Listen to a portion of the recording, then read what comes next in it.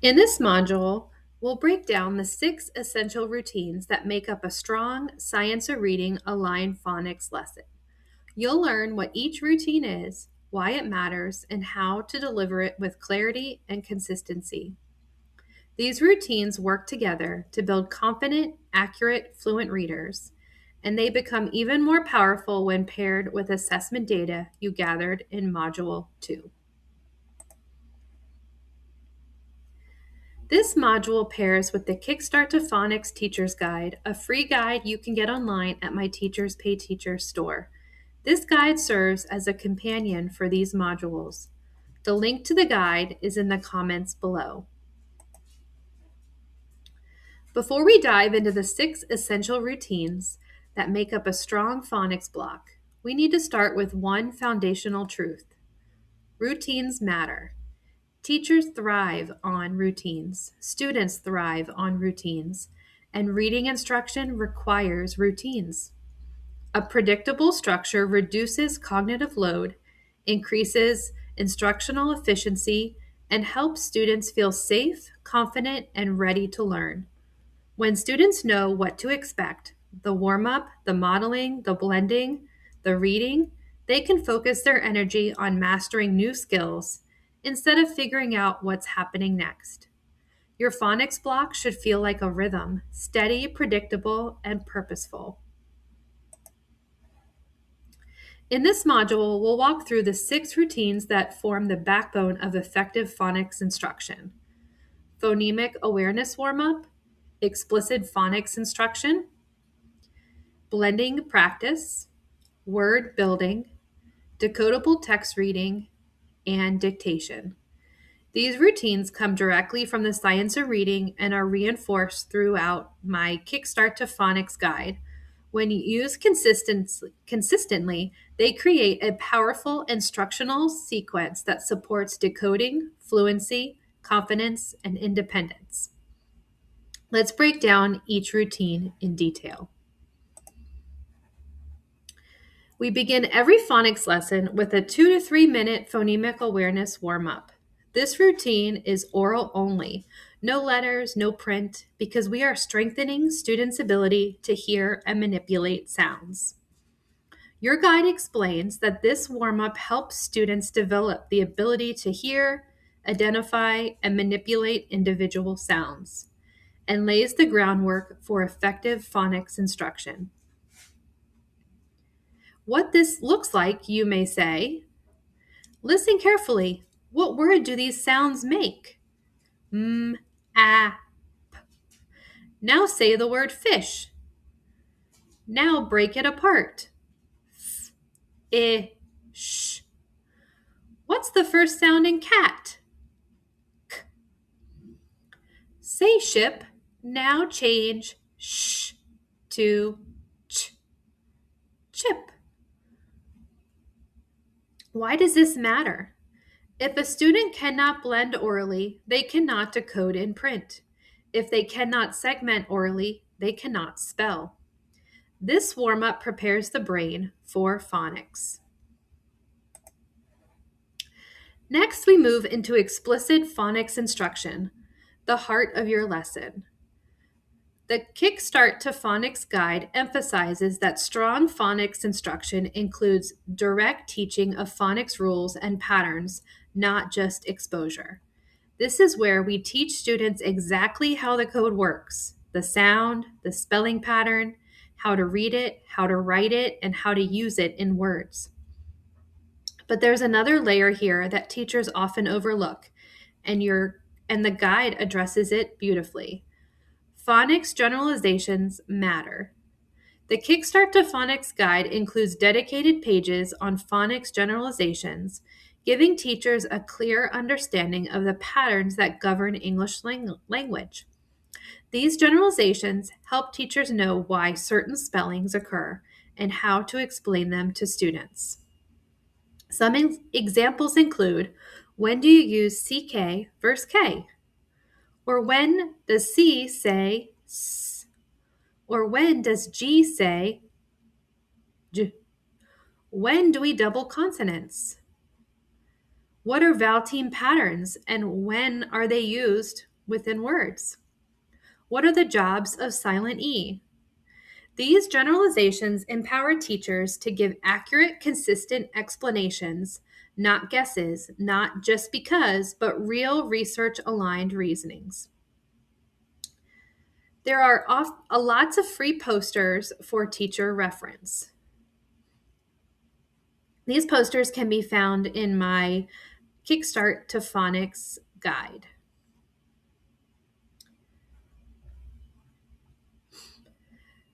So, what does explicit instructions look like? So here's an example, an introduction part. Today we're learning the digraph SH, but before we build words, let's check our phonics. Remember, when two letters work together to make one sound, that's a digraph. So S and H together make sh. This ties the new skill to the broader system of English spelling, something that the guide supports. Then we move into the I do part of the lesson. The students watch and listen. These two sounds, S and H, make the sh. And I might show that on a whiteboard and demonstrate that for the students.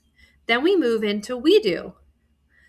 And we might do something like, let's find sh in these words. And I might have a list of words for them to look at, and they must find the sh sound and how it is spelled. And the students will start to notice that it can be at the beginning or the end of words, and we point that out directly to them. Then we do a you do part. I might ask the students to write a few words that have sh in them, like shop or wish. And then I might have students read a few words with sh in them, like ship or fish. And then we do a little wrap up before we get into more practice with this skill. So why does this matter? Students who understand the code do better with phonics than just memorizing it. This is how we build confident, accurate decoders. So after explicit phonics instruction, we move into blending practice. This routine helps students take the sound spelling pattern they just learned and actually use it to read words. The guide explains that blending helps students decode words fluently, and it's one of the most important steps in moving from isolating sounds to real reading. But blending isn't just one activity. It's a skill that needs to be reinforced systematically and cumulatively. That's where the three-part drill becomes essential. The three-part drill is a daily routine that builds automaticity. The guide has a whole section on the three-part drill. It's structured, it's multisensory, and it's often used alongside of many Orton Gillingham aligned practices. It includes 3 parts. The visual drill is the see it, say it part. The auditory drill is the hear it, write it part. And the blending drill is the say the sounds and read the word part. Each part targets a different aspect of the reading brain: visual memory, auditory processing, and decoding. Let's break down each part with clear examples.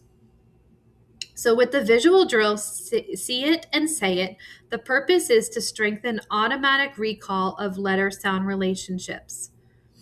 So an example might be you show the letter M on a card, and the eyes are on the card. What sound do you see? Students say,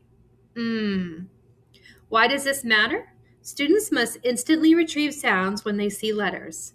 This automaticity, again, frees up cognitive space for blending and reading. The second drill is the auditory drill, the hear it, write it. And the purpose of this drill is to build the ability to connect spoken sounds to written symbols, essentially for spelling and encoding.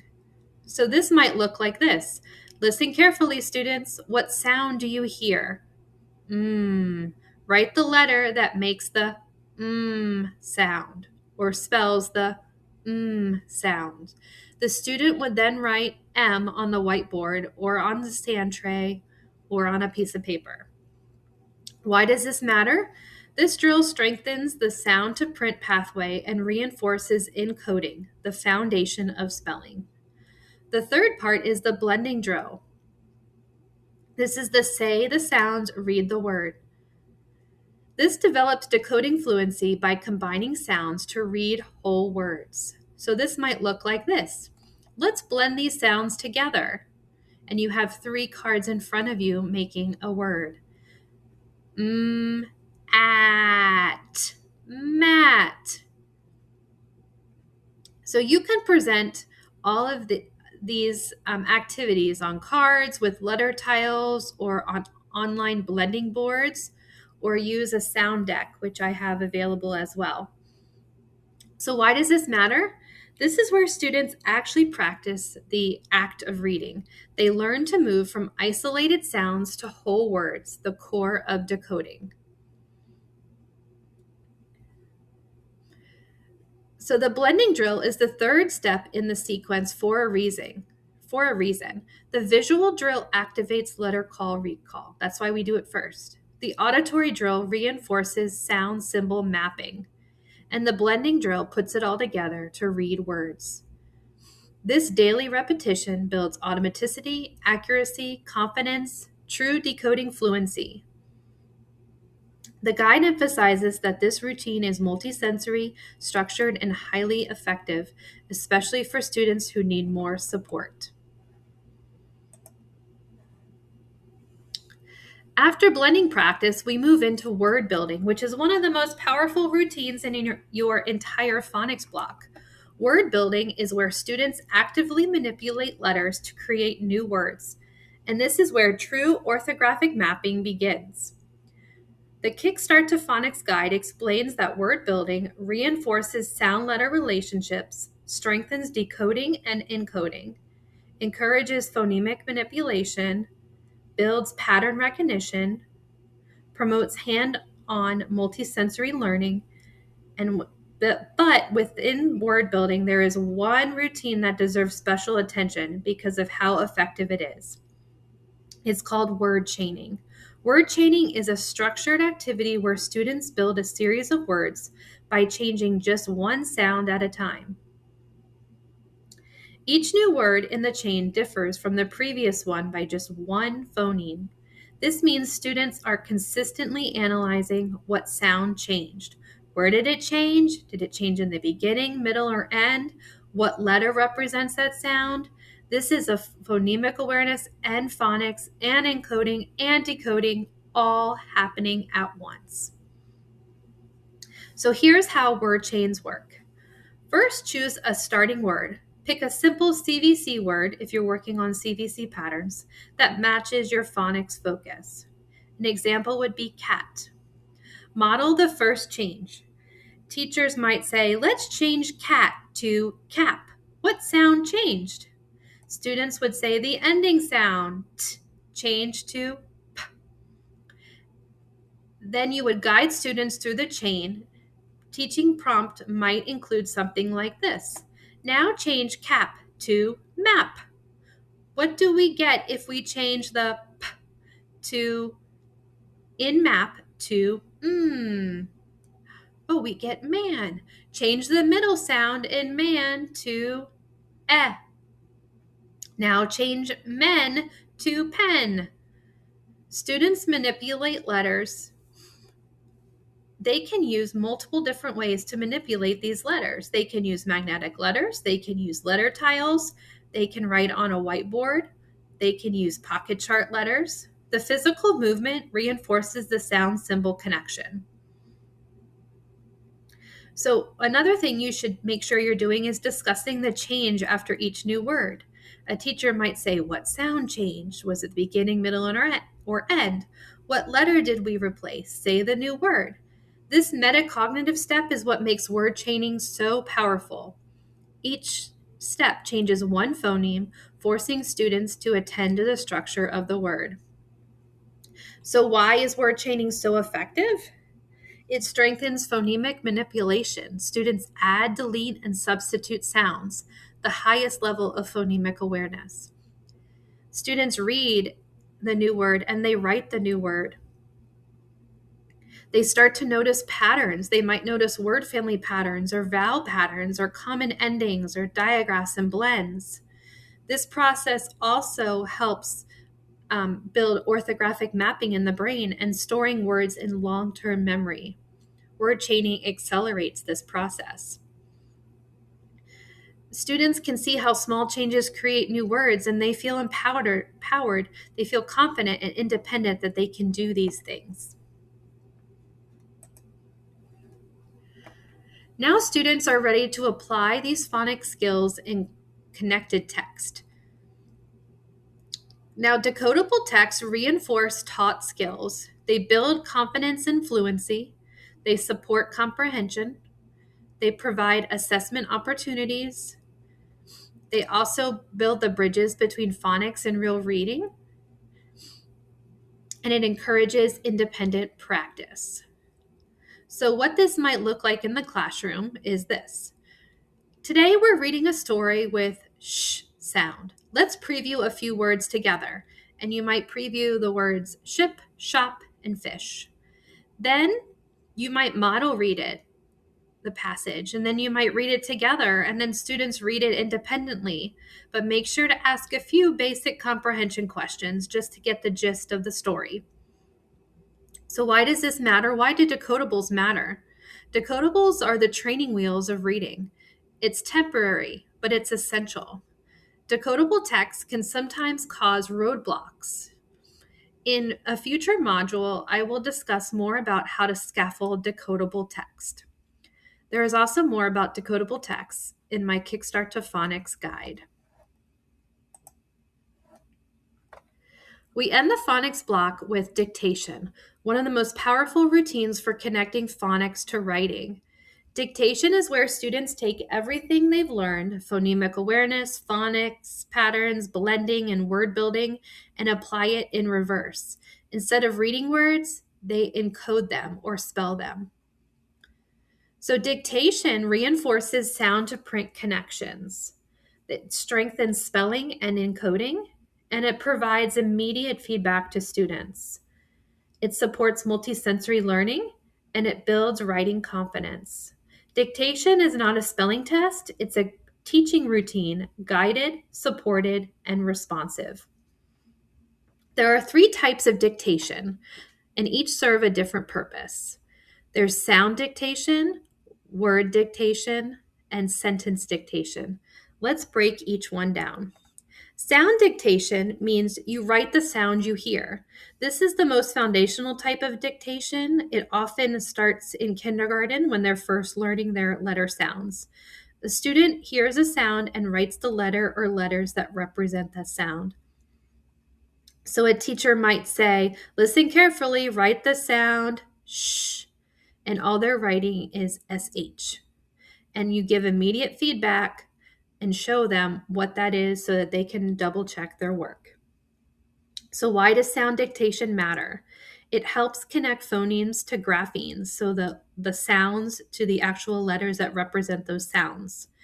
You can practice new phonics patterns this way, you can build automaticity, and you can strengthen the encoding pathway. It's essential, especially important for digraphs, vowel teams, and R-controlled vowels and tricky spellings. Now to word dictation. This is when you write the whole word. So word dictation builds on sound dictation by requiring students to segment, map, and spell an entire word. So an example might be, I want you to write the word ship. Say it with me, ship. Now stretch it out. Sh, I, p. Write the word. So after writing, you might ask, what's the first sound? What letters make that sound? What's the middle sound? What letters make that sound? What's the end sound? And you would show this visually on some sort of board or a way for students to check their writing. So why does word dictation matter? It strengthens phoneme segmentation. It strengthens the sound symbol mapping. It helps with spelling accuracy. and it helps with transferring all this phonics knowledge to writing. It also reinforces phonics patterns you've taught earlier in the lesson or possibly a few days or weeks ago. And the final type of dictation is sentence dictation. This is when you write a whole sentence, and it's the most advanced form of dictation, and students usually work towards doing a dictation sentence. So to do a dictation sentence, a student must hold the sentence in working memory. They must segment and spell each sound. They must apply phonics patterns that they've learned, and they must also edit their writing for capitalization and punctuation. They have to reread it for accuracy as well. So a teacher might say, we are going to write this sentence. The ship is big. I'll say the sentence first. The ship is big. Say it with me. The ship is big. And you might count how many words are in there. You might have to draw lines on a paper to demonstrate how many words they need to hold on to. And then they're going to write it. And they're going to have to remember that they need capital letters and punctuation. And then they reread it and they check it together. So why does sentence dictation matter? It helps with fluency, with encoding fluency, with spelling fluency. It helps build writing stamina. It helps kids remember grammar and conventions of writing. And you transfer all your phonics to real writing. This is a complete sentence, so they're having to transfer what they've learned in phonics to what they are writing. And this is where decoding, encoding, and comprehension meet. So I will talk later in a future module of how you can scaffold dictation for students who are possibly struggling. Before we move into the final section of Module 3, it's important to clarify something. Teaching irregular high-frequency words is not one of the 6 core phonics routines. Why? Because it's not done every day. It's a routine you use only when you introduce a new irregular word, a word that students cannot fully decode using the phonics patterns they currently know. In the Kickstart to Guide Phonics, or the Kickstart to Phonics Guide, it explains that irregular high-frequency words contain one or more parts that don't follow regular phonics rules and must be learned by heart. These are often called heart words. Some examples of heart words include said, was, they, does, where. These words appear frequently in early texts, so students need access to them, but they must be taught explicitly, not memorized as whole-shape words. Irregular words should be taught using orthographic mapping, not rote memorization. This means students learn the regular parts they can decode, the irregular parts they must remember by heart, and how the sounds connect to the letters. They must learn how to read and spell the word accurately, and this process builds long-term storage and prevents guessing. So how do you teach an irregular high-frequency word? Here's a routine you'll use whenever you introduce a new irregular word. This aligns with the guide's approach and the science of reading. So step 1, the teacher would say, the word is said. Say it with me. The students repeat the word. Step 2 would be tapping the sounds. The teacher would say, let's tap the sounds we hear in said. And they would tap it. S, d. Students tap or finger stretch the word. This reinforces the phonemic awareness. And you might have boxes prepared for each of those 3 sounds in the word said. Step 3 would be mapping the sounds to the letters. Now let's map the sounds. What's the first sound? S. What letter makes that sound, or what letter spells that sound? And students would say S. So we would write S in the first box. The teacher would say, what's the last sound? D. What letter makes that sound? D. And we would write D in the last box. Now we're going to address the irregular part. What sound do we hear in the middle? Eh. What letters do we see in the middle of said? We see AI, but we would expect that it would be an E because we've learned that eh is spelled with E, but in this case it's not. This is the part we need to know by heart. So we would usually identify the heart part by a few things. We could draw a heart above the irregular part like I've done on here, where we've put a heart above the AI. You can also do an image, a visual image that they've learned to help with that sound. They've learned edge stands for eh, and that is the sound that the AI is making in this word.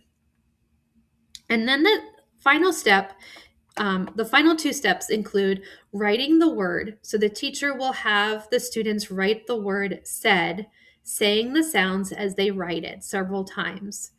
And they would identify the tricky part and what sound that tricky part is saying and how it's spelled.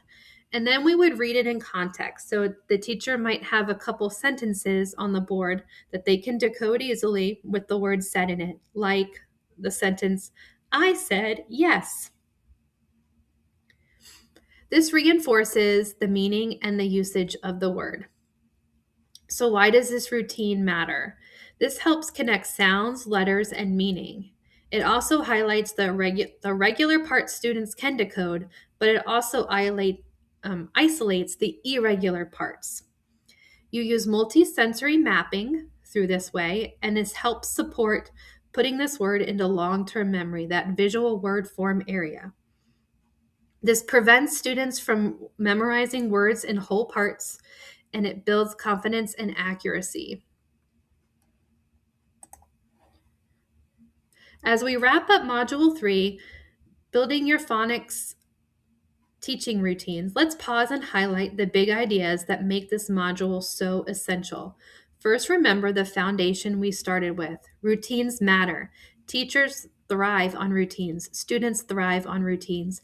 And strong phonics instruction depends on predictable, repeatable routines that build mastery over time. In this module, you learn the 6 core routines that anchor the effective phonics block. Phonemic Awareness Warm Up prepares the brain for sound work. Explicit Phonics Instruction teaches the code clearly and directly. Blending practice turns sounds into words. Word building manipulates sounds to strengthen decoding and encoding. Decodable Text Reading applies skills in connected text. And dictation reinforces sound-to-print connections through writing. You also learned how to incorporate irregular high-frequency words when needed, not daily, but intentionally using orthographic mapping to help students store tricky words for life. Together, these routines form a common, systematic science of reading aligned block. They give students clarity, they give teachers confidence, and they create the structure needed for real, measurable growth. Looking ahead in Module 4, we're going to take everything you learned here and connect it directly to your own phonics curriculum, the materials, routines, assessments, and resources that I've created. We're going to look explicitly at that and how the curriculum aligns with the 6 routines, where each component fits into the daily lesson, and how to use decodables, word lists, dictation sentences, and generalization posters. How to match your materials to students, identified in Module 2. How to build a complete phonics block using the tools you've already had. Module 4 is where everything comes together: assessment from Module 2, routines from Module 3, and your curriculum as the engine that drives instruction. You'll walk away knowing exactly what to teach, how to teach it, and which resource to use at each step.